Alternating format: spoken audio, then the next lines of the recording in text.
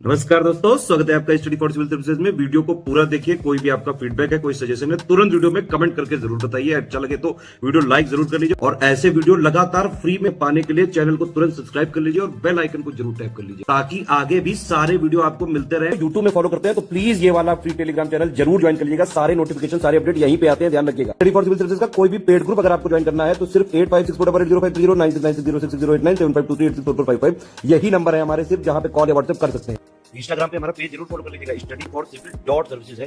Twitter पे हमको जरूर फॉलो कर लीजिएगा, @स्टडी फॉर सिविल्स है। सारे क्वेश्चन अटेम्प्ट करिए और स्कोर अपना तुरंत कमेंट करके बताइए। नमस्कार दोस्तों, स्वागत है आपका स्टडी फॉर एग्जाम्स में। दोस्तों, यूपीपीसीएस स्पेशल करंट अफेयर का यह दूसरा वीडियो है। वीडियो शुरू करने से पहले मैं आपको बता दूं, यूपीपीसीएस 2024-25, बीपीएससी, एमपीपीसीएस सहित कई पेड कोर्स चल रहे हमारे। अगर आप हमारा कोई पेड कोर्स ज्वाइन करना चाहते हैं तो ये हमारा नंबर है 8564880530 या 9696066089। इस नंबर पर आप कॉल या व्हाट्सएप करके पेड कोर्स की जानकारी प्राप्त कर सकते हैं। तो ये वीडियो शुरू करते हैं और देखते हैं आज का पहला प्रश्न। नोबेल पुरस्कार 2024 के संदर्भ में कौन सा कथन सही है? 4 स्टेटमेंट दिया गया है, आपके सामने 4 ऑप्शन दिया गया है। स्टेटमेंट आप लोग ध्यान से पढ़िए। भौतिक विज्ञान का नोबेल पुरस्कार विक्टर एम्ब्रोस और गैरी रोकुन को प्रदान किया गया है। दूसरा स्टेटमेंट है अर्थशास्त्र का नोबेल पुरस्कार डेरान एस मोगलू, साइमन जॉनसन और जेम्स ए रॉबिन्सन को प्रदान किया गया संयुक्त रूप से। तीसरा स्टेटमेंट है साहित्य का नोबेल पुरस्कार हान कांग को प्रदान किया गया है। और चौथा स्टेटमेंट है शांति का नोबेल पुरस्कार जापानी संगठन निहोन हिंदाक्यो को प्रदान किया गया है। तो इसमें जो सही स्टेटमेंट है वो आपका दूसरा, तीसरा और चौथा है। पहला स्टेटमेंट गलत है। भौतिक विज्ञान का नोबेल पुरस्कार जेफरी ई हिंटन और जॉन जे हॉपफील्ड को प्रदान किया गया है और विक्टर एम्ब्रोस और गैरी रोकुन को, इन दोनों को चिकित्सा का नोबेल पुरस्कार दिया गया है, चिकित्सा का। इसका जो है 2, 3, 4 यानी इसका ए ऑप्शन सही है इस प्रश्न का। अगला प्रश्न देखते हैं हम लोग। अगला प्रश्न है निम्नलिखित में से कौन सा कथन सही है? क्लाउडिया सीनबाम मैक्सिको की पहली राष्ट्रपति बनी है। विजया राहटकर राष्ट्रीय महिला आयोग की अध्यक्ष बनी है। इसमें दोनों स्टेटमेंट सही है आपका। विजया राहटकर राष्ट्रीय महिला आयोग की अध्यक्ष बनी है और क्लाउडिया सीनबाम जो है मैक्सिको की पहली राष्ट्रपति बनी है, महिला राष्ट्रपति। तो इसका ऑप्शन सी सही है। बढ़ते अगले क्वेश्चन की तरफ। अगला क्वेश्चन है निम्नलिखित में से कौन सा कथन सही है? 2 स्टेटमेंट दिया गया है। 11 अक्टूबर को विश्व भर में अंतर्राष्ट्रीय बालिका दिवस मनाया जाता है। दूसरा स्टेटमेंट है भारत में हर साल 24 जनवरी को राष्ट्रीय बालिका दिवस मनाया जाता है। इसमें भी दोनों ऑप्शन, इसका स्टेटमेंट जो है पहला दूसरा दोनों स्टेटमेंट सही है। इसका सी सही है। 11 अक्टूबर को जो है अंतर्राष्ट्रीय बालिका दिवस मनाया जाता है और राष्ट्रीय बालिका जो दिवस है वो 24 जनवरी को मनाया जाता है। इसका ऑप्शन सी सही है। निम्नलिखित में से कौन सा कथन सही है? इसमें भी 2 स्टेटमेंट दिया गया है, 2 पुस्तकें दी गई हैं। हाल ही में अमेरिकी पत्रकार बॉब वुडवर्ड ने नई किताब जो है वॉर प्रकाशित हुई है। दूसरा स्टेटमेंट है Lara the England chronicles Brian Lara की आत्मकथा है। तो दोनों इसका स्टेटमेंट सही है। इसका भी 19 का भी सी सही है। हाल ही में वॉर जो पुस्तक प्रकाशित हुई है यह पुस्तक अमेरिकी पत्रकार बॉब वुडवर्ड की है और लारा द इंग्लैंड क्रॉनिकल्स यह पुस्तक जो है जो वेस्ट इंडीज के प्लेयर हैं, पूर्व प्लेयर थे ब्रायन लारा, उनकी ये आत्मकथा है। तो इसका ऑप्शन सी सही है। हाल ही में अंतर्राष्ट्रीय सौर संगठन के पूर्ण सदस्य बने देशों को सुमेलित कीजिए। इसमें दिया गया है, एक तरफ देश दिए गए हैं और वो जो है चौथे सदस्य देश बने हैं, उनके साथ जो है आपको सुमेलित करना है। पराग्वे जो है यह अंतर्राष्ट्रीय सौर संगठन का 100वां पूर्ण सदस्य बना है। नेपाल 101वां, एंटीगुआ और बारबुडा जो है यह 102वां बने हैं। आर्मेनिया जो है हाल ही में भी 104वां सदस्य देश बना है इसका, आर्मेनिया अंतर्राष्ट्रीय सौर संगठन का। और अंतर्राष्ट्रीय सौर संगठन की जो स्थापना हुई थी वो आपके 2015 में भारत और फ्रांस के द्वारा इसे जो है स्थापित किया गया है। तो इसका जो ऑप्शन ए सही हो जाएगा, 1, 2, 3, 4। ने पराग्वे जो है 100वां अंतर्राष्ट्रीय सौर संगठन का सदस्य देश बना है पूर्ण। नेपाल 101वां, एंटीगुआ बारबुडा जो है 102वां और आर्मेनिया जो है 104वां। तो इसका ऑप्शन ए सही है। बढ़ते हैं अगले क्वेश्चन की तरफ। अगला जो क्वेश्चन दिया गया है, निम्नलिखित में से कौन सा कथन सही है? केंद्र सरकार ने सार्वजनिक क्षेत्र के उद्यम हिंदुस्तान एरोनॉटिक लिमिटेड HAL को 10वें महारत्न के रूप में मंजूरी दी है। दूसरा स्टेटमेंट है, नागालैंड सरकार ने हॉर्नबिल महोत्सव के आगामी जो 25वां संस्करण आयोजित होने वाला है के लिए वेल्स को सहयोगी देश के रूप में चुना है। तो इसका ऑप्शन दूसरा ऑप्शन इसका सही है। नागालैंड सरकार ने जो है हॉर्नबिल महोत्सव के लिए जो उसका 25वां संस्करण है उसके लिए सहयोगी देश के रूप में वेल्स को चुना है। और जो HAL बना है महारत्न कंपनी, यह 14वां कंपनी बना है। यह 10वां नहीं, 14वां महारत्न कंपनी बना है। तो इसका ऑप्शन बी सही है। बढ़ते हैं अगले क्वेश्चन की तरफ। निम्नलिखित में से कौन सा कथन सही है? भारतीय अंतर्राष्ट्रीय विज्ञान महोत्सव 2024 इस वर्ष असम के गुवाहाटी में 30 नवंबर से 3 दिसंबर तक आयोजित किया जाएगा। दूसरा स्टेटमेंट है, ऑस्ट्रेलिया में मोनाश यूनिवर्सिटी के शोधकर्ताओं ने दुनिया की पहली बायोनिक आंख डेवलप की है। तो इसमें जो है आपका सी ऑप्शन सही है। इसके दोनों स्टेटमेंट सही है। भारतीय अंतर्राष्ट्रीय विज्ञान महोत्सव 2024 जो है वह असम के गुवाहाटी में आयोजित किया जाएगा और ऑस्ट्रेलिया में स्थित है मोनाश यूनिवर्सिटी। इसके शोधकर्ताओं ने जो है दुनिया की पहली बायोनिक आंख डेवलप की है। तो इसका ऑप्शन सी सही है। शास्त्रीय भाषा के संदर्भ में निम्नलिखित में से कौन सा कथन सही है? हाल ही में केंद्र सरकार ने मराठी, पाली, असमिया, प्राकृत और बंगाली को शास्त्रीय भाषा के रूप में मंजूरी दी है। दूसरा स्टेटमेंट है, शास्त्रीय भाषाओं की संख्या बढ़कर 11 हो गई है। और तीसरा स्टेटमेंट है, तमिल 2006 में भारत में शास्त्रीय भाषा का दर्जा पाने वाली पहली भाषा है। तो इसमें जो है पहला और दूसरा स्टेटमेंट तो सही है, लेकिन तीसरा सही नहीं है, यानी इसका ए वाला ऑप्शन सही है।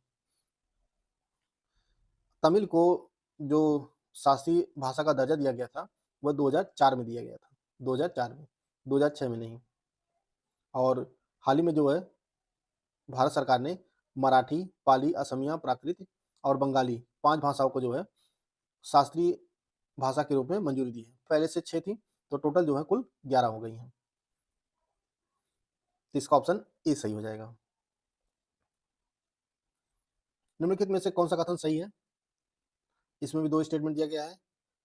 नीम रिंजी शेरपा 14 सबसे ऊंची चोटियों पर चढ़ने वाले सबसे युवा पर्वतारोही बने हैं।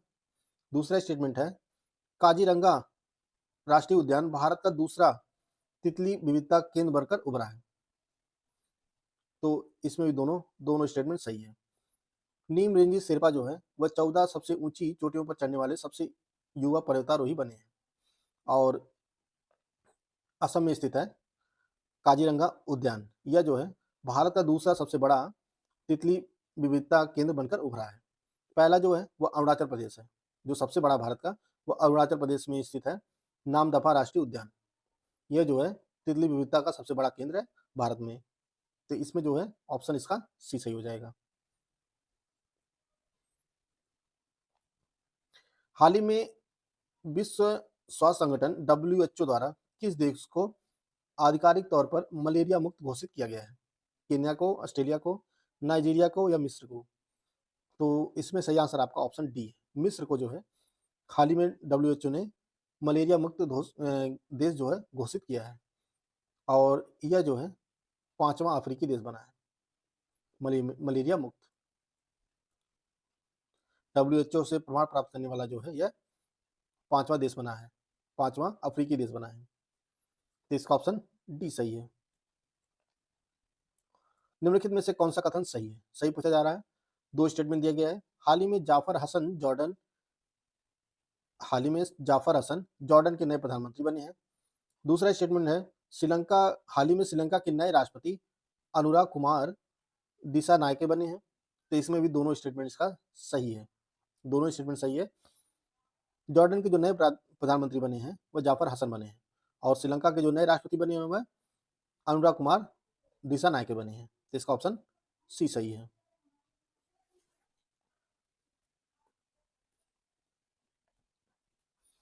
निम्नलिखित में से कौन सा कथन सही है? दो स्टेटमेंट इसमें दिया गया है। हाल ही में रणधीर रणधीर सिंह एशियाई ओलंपिक परिषद के पहले भारतीय अध्यक्ष बने हैं। दूसरा स्टेटमेंट है हाल ही में बीसीसीआई ने अजय रात्रा को पुरुष चयन समिति का सदस्य नियुक्त किया है। तो इसका भी दोनों स्टेटमेंट सही है, पहला और दूसरा इसका दोनों स्टेटमेंट सही है। अगला प्रश्न देखते हैं हम लोग। आयुर्वेद दिवस 2024 के संदर्भ में निम्नलिखित में कौन सा कथन सही है? 29 अक्टूबर को 8वां आयुर्वेद दिवस मनाया गया है। दूसरा स्टेटमेंट है 2024 का जो थीम है वैश्विक स्वास्थ्य के लिए आयुर्वेद नवाचार है। तीसरा स्टेटमेंट है आयुर्वेद दिवस 2014 से प्रतिवर्ष मनाया जाता है। तो इसमें जो आपका गलत है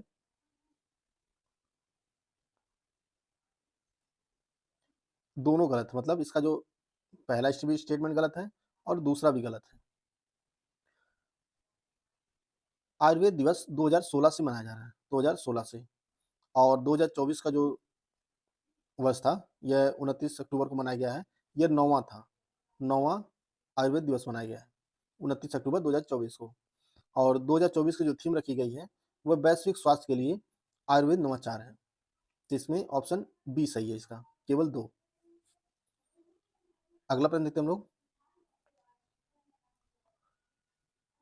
अगला प्रश्न है संयुक्त सैन्य अभ्यास काजिंद 2024 के संदर्भ में निम्नलिखित में से कौन सा कथन सही है?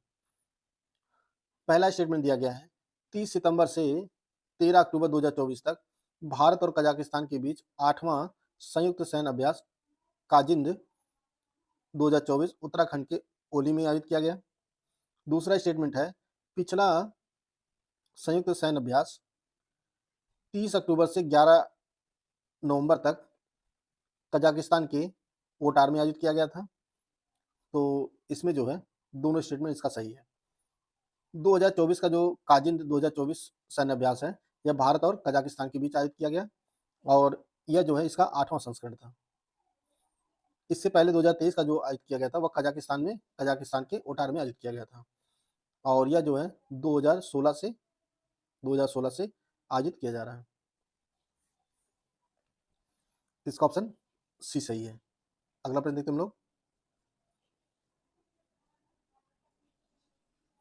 दोस्तों अगर आप Allahabad high court steno group C group D की कंप्लीट तैयारी करना चाहते हैं तो आप हमारा पेड ग्रुप ज्वाइन कर सकते हैं। इसमें आपको कंप्लीट स्टडी मटेरियल दिया जाएगा, PDF notes, recorded classes, test series, सब कुछ जो है आपको प्रोवाइड किया जाएगा। और यह कोर्स आप हमारे स्टडी फॉर सिविल सर्विसेज के ऐप पर परचेज कर सकते हैं। इस समय डिस्काउंट भी चल रहा है तो आप लोग जो है डिस्काउंट का लाभ उठा सकते हैं और अपनी तैयारी को और बेहतर कर सकते हैं। जिनेवा स्थित बौद्धिक संपदा संगठन की रिपोर्ट के अनुसार वैश्विक नवाचार सूचकांक 2024 में 133 अर्थव्यवस्थाओं में भारत किस स्थान पर है? 39वें, 33वें, 41वें या 45वें? तो इसका सही आंसर आपका हो जाएगा, वो हो जाएगा 39वें। भारत की जो रैंकिंग है वैश्विक नवाचार सूचकांक 2024 में भारत 39वें स्थान पर है और शीर्ष के स्थान पर स्विट्जरलैंड, स्वीडन और अमेरिका, ये शीर्ष के 3 देश हैं और भारत की जो रैंकिंग है वह 39th है। और इस रिपोर्ट को जारी किया है विश्व बौद्धिक संपदा संगठन। वैश्विक नवाचार सूचकांक जो जारी किया गया है वह विश्व बौद्धिक संपदा संगठन की ओर से जारी किया गया है, जिसका मुख्यालय जो है जिनेवा में स्थित है। यह कुछ महत्वपूर्ण करंट अफेयर थे जिसको हम लोग इस वीडियो का माध्यम से कवर कर चुके हैं। वीडियो अगर आपको अच्छा लगा तो लाइक कर सकते हैं, चैनल को सब्सक्राइब कर लीजिए। मिलते हैं नेक्स्ट वीडियो में, तब तक जय हिंद, जय भारत।